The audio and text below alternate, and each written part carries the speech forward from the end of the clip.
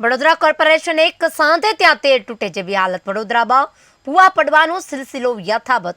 આકોટા વિસ્તારમાં વધુ એક ભૂવો પડ્યો. ગટર લાઈન બેસી જતા પડ્યો ભૂવો. 3 દિવસથી ભૂવો છતાં તંત્રની કાર્યવાહી નહીં. કોર્પોરેશનના અધિકારીઓ માત્ર બેરિકેડ મૂકીને સંતોષ માન્યો. વડોદરામાં ફરી એકવાર સ્થાનિક લોકો પરેશાન. વડોદરામાં ભૂવા પડવાનો સિલસિલો યથાવત છે.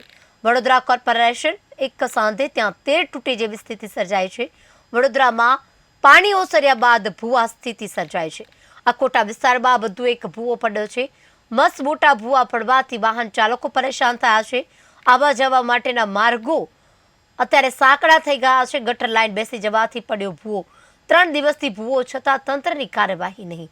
કોર્પોરેશનના અધિકારીઓ માત્ર બેરિકેડ મૂકીને સંતોષ માની રહ્યા છે. ગઈ 27 તારીખે વડોદરા શહેરમાં જે પૂર આવ્યું, 27 થી લઈને 30 સુધી વડોદરા શહેરમાં પાણી રહ્યું. આ રોડ પર પણ એટલું જ કમરની ઉપરના ભાગ સુધી પાણી રહ્યું છે, જેના કારણે આ રોડ એક સાઈડનો ફૂટપાથ સાથે બેસી ગયેલ છે.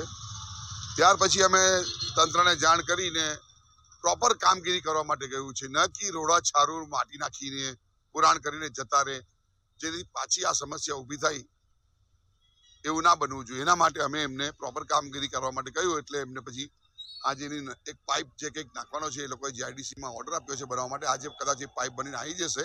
આવી ગયા પછી એ લોકો એનું પ્રોપર કામગીરી પૂરી કરશે. પરંતુ આજે ફરી એકવાર એવી આગાહી આપવામાં આવેલ છે કે આજના 2 વાગ્યાથી લઈને 6 તારીખ સુધી 10 ઇંચથી બી ખતરનાક વરસાદ પડવાની સંભાવનાની આગાહી કરવામાં આવેલ છે.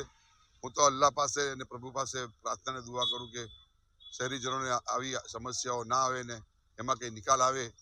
નગરજનો માટે પ્રાર્થના કરું. ગઈ 27 તારીખે